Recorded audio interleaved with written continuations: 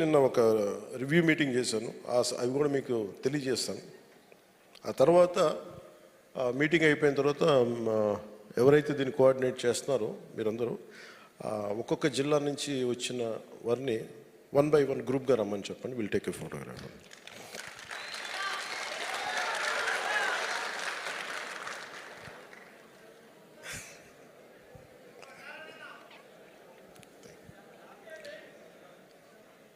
ఇది సమ్మరు అంటే నాకు అంటే ఇది అంటే నేను ఎప్పుడు దారిద్ర్యం, నేను ఎప్పుడు లేమితనాన్ని నమ్మను. నేను ఎప్పుడు మనిషికి విల్ పవర్ ఉండాలే తప్ప. ఇందాక సోదరి పల్నాడు నుంచి వచ్చిన సోదరి కాలు చిన్నప్పుడు పోలియోలో ఇబ్బంది పడ్డా కానీ శ్రమ చేయడానికి శరీరంలో చిన్నపాటి దివ్యాంగం ఉందేమో కానీ మనసులో లేదు. మనసు దివ్యత్వంతో ఉంది. అంటే మీరు అది తలుచుకుంటే చాలు నాకు. నేను అదే గొప్పతనం.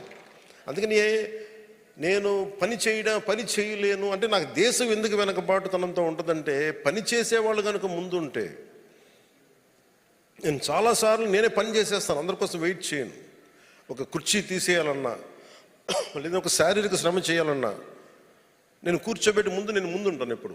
అది నా ఇంట్లో కావచ్చు, నా ఆఫీసులో కావచ్చు, ఒకసారి పబ్లిక్ పోడియం మన పబ్లిక్ ప్లాట్ఫామ్లో కావచ్చు. అందుకని ఎప్పుడు కూడా నా ప్రత్యేకమైన నా కోరిక ఎవరైతే శ్రామికులో పనిచేసే వాళ్ళకి should be given highest respect. ఆ డిగ్నిటీ ఆఫ్ లేబర్ని గుర్తించాలి. ఒక శాస్త్రవేత్తకి ఎంత గౌరవిస్తామో శారీరక శ్రమ చేసే వాళ్ళకి కూడా అంతే గౌరవం ఇవ్వాలి. అది మనసులో ఉండాలి. అది చెప్పి అందుకే నేను ప్రత్యేకించి మీరు ఎందుకు చాలాసార్లు మీరు నన్ను ఎందుకు ప్రత్యేకించి కొన్ని సందర్భాల్లో చూస్తుంటారంటే అది నేను చూపించగలిగే కృతజ్ఞత. అన్నిటిలో భాగంగా నేను నిన్న మీటింగ్స్ మాట్లాడుతూ ఉంటే మనకున్నది చాలా దుర్భిక్షం ఉంది. విపరీతమైన ప్రత్యేకించి కొన్ని జిల్లాలు ఉన్నాయి. ప్రకాశం జిల్లా, అనంతపురం జిల్లా, మన పల్నాడు ప్రాంతం బాగా నీరుండి నీరు అంతా కలుషితం అయిపోయిన పశ్చిమ గోదావరి జిల్లా, లేదంటే ఇక్కడ మన అవనిగడ్డ బందర్ లాంటి చోట్ల ఉప్పు తవ్వితే నీళ్ళు ఉంటాయి కానీ అది ఉప్పులతో కలిసి సెలినిటీ ఎక్కువ, ఉప్పుతో ఉండే నీళ్ళు. అటు శ్రీకాకుళం వెళ్తే అక్కడ గ్రౌండ్ వాటర్ పొల్యూట్ అయిపోయి అక్కడ CKD లాంటి కిడ్నీ డిసీజెస్.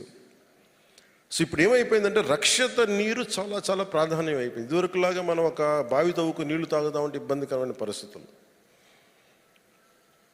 మన కేంద్ర ప్రభుత్వానికి 87,000 కోట్ల రూపాయలు వర్త్ ప్రతిపాదనలు పంపాం. మాకు జల్ జీవన్ మిషన్కి కావాలి అనేది. వాళ్ళు పరిశీలిస్తున్నారు. దానికి యాజ్ ఆన్ టుడే మనకి ఈ రోజుకి 28,000 కోట్లు మనకి అనుమతులు ఇస్తామని చెప్పి భవిష్యత్తులో దాదాపు 29,000 కోట్లు మనకు అనుమతి ఇచ్చారు. భవిష్యత్తు 2028 వరకు మేము దీన్ని కంటిన్యూ చేస్తాం. ఆ తర్వాత అప్పుడు పరిస్థితులను బట్టి చూస్తామని చెప్పారు. కేంద్ర ప్రభుత్వానికి కూడా పరిమితులు ఉంటాయి కాబట్టి ఆల్రెడీ మనం చేయాల్సిన అవి పూర్తి చేస్తాం. దాంతోపాటు అదనంగా పనిచేయాలని ఒక 57,000 కోట్లు కావాలి. సో ఈ సందర్భంగా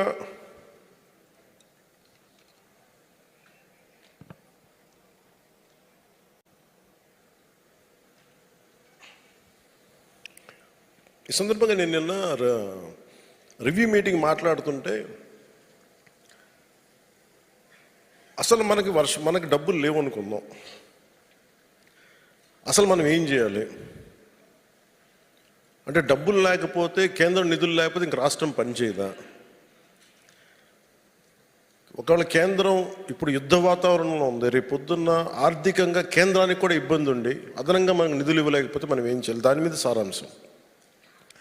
అంటే రక్షిత మంచినీరు ప్రతి ఒక్కళ్ళకి కలుషితం కాని నీరు ఎలా ఇవ్వాలి? కనీసం 55 లీటర్లు పర్ హెడ్ ఇవ్వాలి. ఇది ఎలా చేయాలి? దీని మీద మాట్లాడుతూ ఉంటే ముందు అనిపించింది విపరీతమైన వర్షాలు పడతాయి. మనకి వర్షపు నీటిని మనం దాచుకోలేము. మనం